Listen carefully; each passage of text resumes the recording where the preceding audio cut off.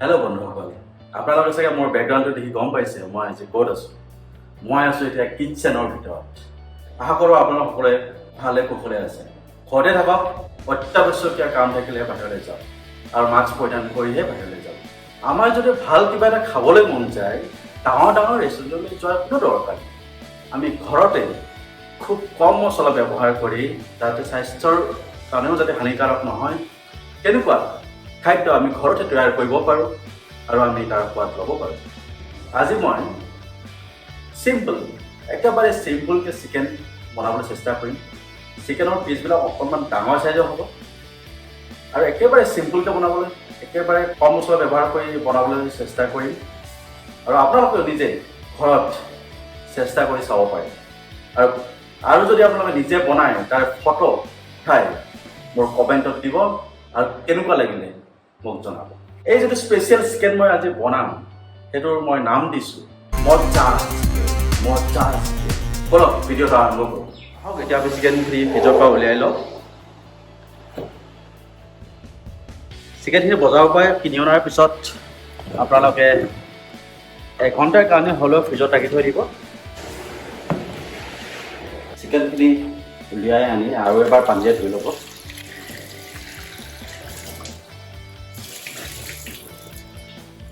আমাৰ মজ্জা চিকেনটো বনাবলৈ লাগিব মাত্ৰ 2টা পিঁয়াজ, অকণমান নহৰু, অকণমান আদা। পিঁয়াজ এনেকৈ গোল কৰি লাগিব। এয়া পিঁয়াজৰ লগত দিবৰ কাৰণে আমি 2টা কেপচিকামো লৈ লৈছোঁ। এতিয়া আমি আদা নহৰুখিনি মিক্সিত মাৰি লওঁ। মিক্সিত মাৰি লৈ ইয়াক চেকি লৈ আমি ইয়াৰ ৰসটোহে দিম। অকণমান আৰু পানী দি দিছোঁ, পেষ্টটো ভাল হ'ব তেতিয়া। এতিয়া আমাৰ পেষ্টটো ৰেডি হৈ গ'ল।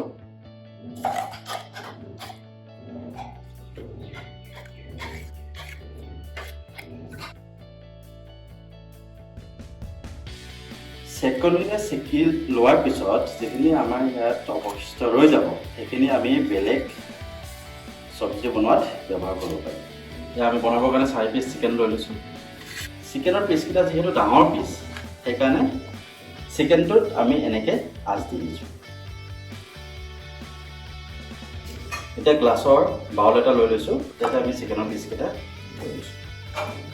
ইয়াতে আমি জোখত হোৱাকৈ নিমখ দি দিম, অকণমান হালধি, অকণমান জলকীয়া গুড়ি দিব, অকণমান ঘি দি দিছোঁ আমি ইয়াৰ ওপৰত। এতিয়া ইয়াক আমি ভালদৰে হাতেৰে মিক্স কৰিম।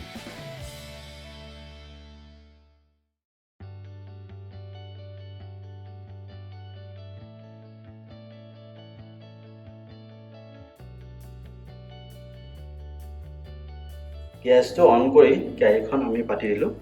পাতি দিয়াৰ পিছত কেৰাহীখন গৰম হোৱালৈকে ৰৈ দিব লাগিব। কেৰাহীখন ভালদৰে গৰম হৈ গৈছে। এতিয়া অকণমান আমি মাষ্টাৰ্ড অইল দি দিছোঁ, মিঠাতেল দি দিছোঁ। ইয়াৰ লগত অকণমান ৰিফাইন তেলো দি দিছোঁ। এতিয়া তেলখিনি গৰম হৈ গ'ল। ইয়াৰ ওপৰত আমি এতিয়া চিকেনৰ পিচকেইটা দিছোঁ।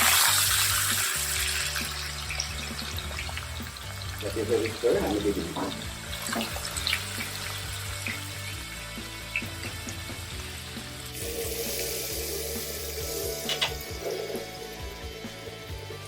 এবাৰ মাছটো লুটিয়াই দিব।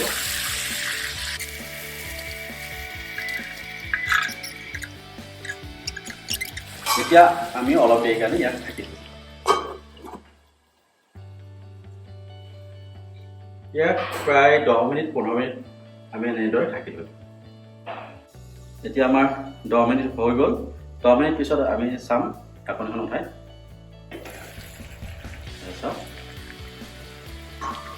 এতিয়া চিকেন কেইপিচ লুটিয়াই দিম। অকণমান সিজিছে।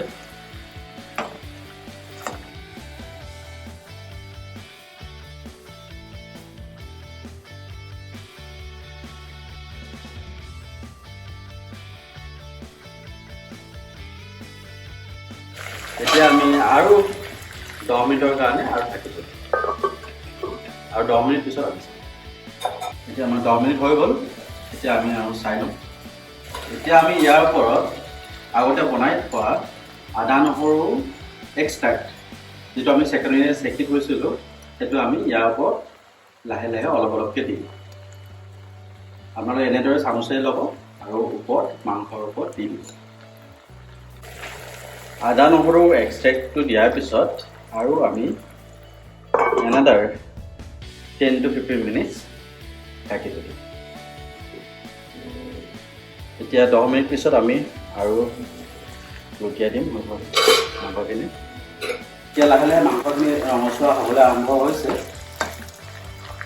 লুটিয়াই দিয়াৰ পিছত ইয়াৰ ওপৰত আৰু আমি আদা নহৰু এক্সট্ৰাক্ট যেটো বনাই থৈছিলোঁ সেইটো ওপৰত আৰু দিম পুনৰ আমি মাংসখিনি 10 মিনিটৰ কাৰণে ঢাকি দিম এতিয়াও গেছটো ষ্টিমতে দি থোৱা আছে 10 মিনিট পিছত আৰু এবাৰ আমি চাই লওঁ এইটো হৈছে ঘৰতে গুড়ি কৰা ধনিয়া গুড়ি অকণমান ইয়াৰ ওপৰত আমি ধনিয়া গুড়ি দি দিম এবাৰ আৰু আমি লুটিয়াই দিম এতিয়া মাংসটো ইমান ধুনীয়া ৰঙচুৱা হৈছে আৰু অকণমান সময়ৰ পিছতে আমাৰ মাংসটো ৰেডি হৈ যাব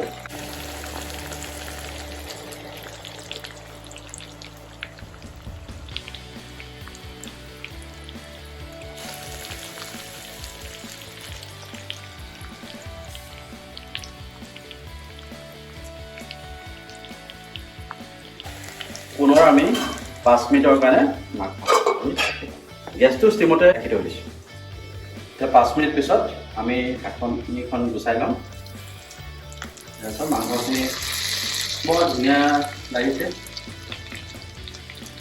নিশ্চয় টেষ্টি হ'বই লাগিব নিশ্চয় টেষ্টি হ'বই মাংসখিনি ইয়াৰ ওপৰত অকণমান টমেটো চচ দিব মাংস পিছৰ ওপৰত দিব অকণমান অলপ অলপ চচ দিব সৰু দুটকীয়া পেকেট আনি দিলে বহুত বেছি দিব নালাগে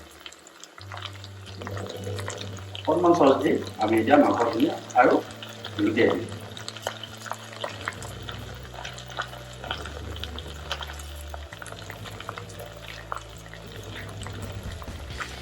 এতিয়া এবাৰ মাংসখিনি আৰু এবাৰ লুটিয়াই দিম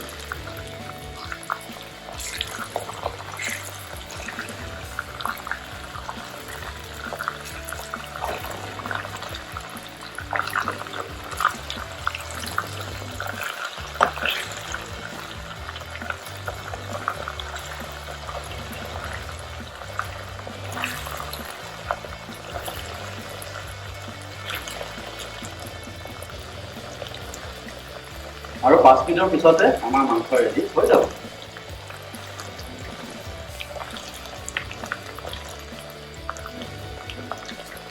এতিয়া আমাৰ মাংস নিশ্চয় ৰেডি হৈ গৈছে এতিয়া আমি মাংসখিনি নমাই লওঁ মাংসখিনি নমাই সেই তাৰপিছত পিঁয়াজ ফ্ৰাই কৰিম এপিচ এপিচকৈ মাংসখিনি নমাই ল'ম এতিয়া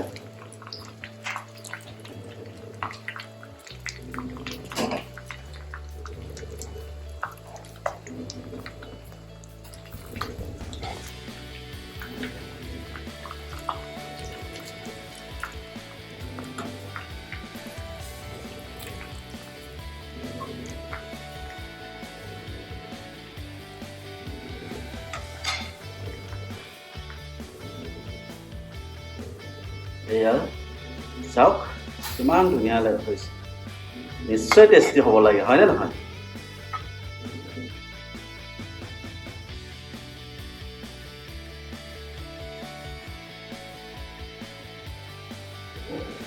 এতিয়া কাটি থোৱা পিঁয়াজ আৰু কেপচিকাম ফ্ৰাই কৰিব বেছি ফ্ৰাই কৰিব নালাগে অকণমান ফ্ৰাই কৰাৰ পিছতে হৈ যাব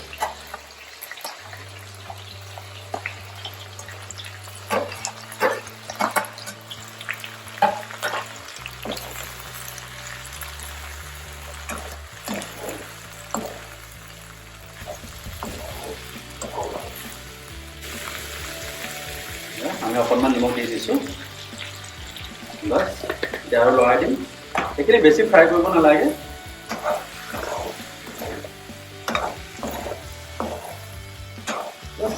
2-3 মিনিটতে আমাৰ আজিৰ স্পেচিয়েল মজ্জা চিকেন ৰেডি হৈ যাব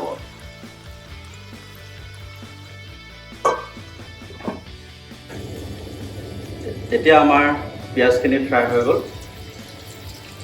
এয়া চাওক পিঁয়াজ আৰু কেপচিকাম ফ্ৰাই হৈ গ'ল। এতিয়া আমি ইয়াক এখন বেলেগ ডিছত আমি ইয়াক নমাই ল'ম।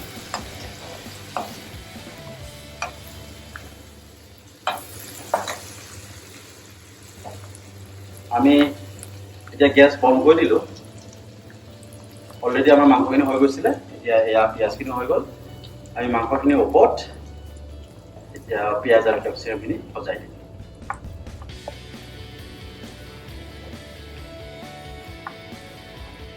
ৰৈ যোৱা তেলখিনি আপোনালোকে বেলেগ কামত ইউজ কৰিব পাৰিব, বেলেগ আৰু স্পেচিয়েল ডিছ বনাবৰ কাৰণে।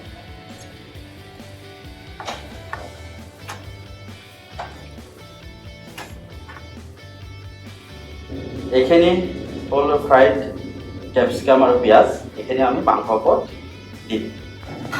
এয়া আমাৰ মজ্জা চিকেন ৰেডি হৈ গ'ল। এয়া চাওক মজ্জা চিকেন।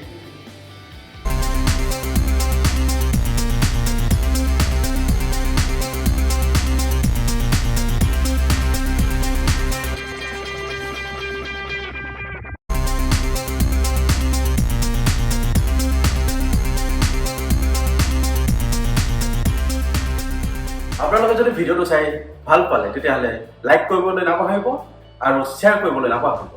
লগতে চেনেলটো ছাবস্ক্ৰাইব কৰিব, যাতে অনাগত দিনত যিবোৰ ভিডিঅ' মই আপলোড কৰিম সেইবিলাকৰ নটিফিকেশ্যন আপোনালোকে পায়। আৰু যদি খাই ভাল পায় তেতিয়াহ'লে জনাব। আৰু এনেকুৱা বেলেগ বেলেগ চিম্পল ৰেচিপি যদি আপোনালোকে শিকিবলৈ বিচাৰে তেতিয়াহ'লে চেনেলটো ছাবস্ক্ৰাইব কৰিব।